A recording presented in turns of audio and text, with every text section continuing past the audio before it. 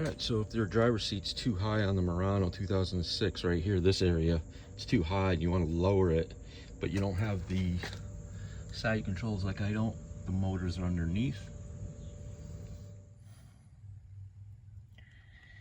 All right, so if the front seat is too high, what you can do, this is the Murano 2006 Murano S. You have these two motors. Mine are already here. Well, this one, but you don't want to do this one. You want to do this one right there in the front. There's that gray connector right there, as I did. You can also undo the bolt the seat and stuff. You probably don't, you actually don't have to do that. I did because I didn't know this was here. So what I'm going to do is take that connector, the gray one, and bend it towards me.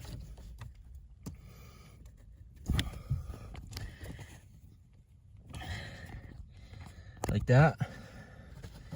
We can get a better light. So make sure it's the front motor. Make sure the battery's unplugged, because this, if you have airbags, they could go off. So make sure the battery's unplugged before you do anything. Step one. So then you got that front gray connector there. I plugged ground to the bottom, what is it, the terminal, the one that's horizontal. And then I took that ground and I grounded it back here to the bolt seat.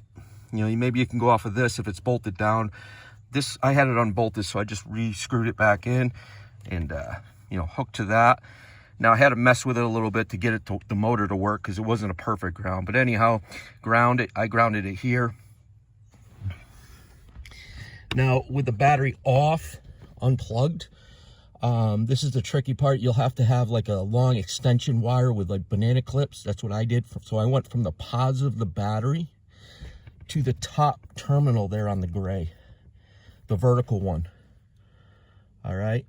And I was able to apply power to that. Now you can also do it off the cigarette lighter. However you do it, you want 12 volts direct, whether it be, you know, from the battery. So that's what I did as my switch to turn it on. And that lowered the seat. So yeah, you don't even have to take it apart. So I hope this helps somebody out there. I was gonna take the whole seat out and do all kinds of different finagling, but you don't have to, especially if the motor's there, which is too bad because the motors are here. Too bad that the switches wasn't, and you could do that. You could also add in a switch if you want in the future to control that. But either way, I don't have the connectors. I could create some. Maybe I'll do that in the future. So hope that helps.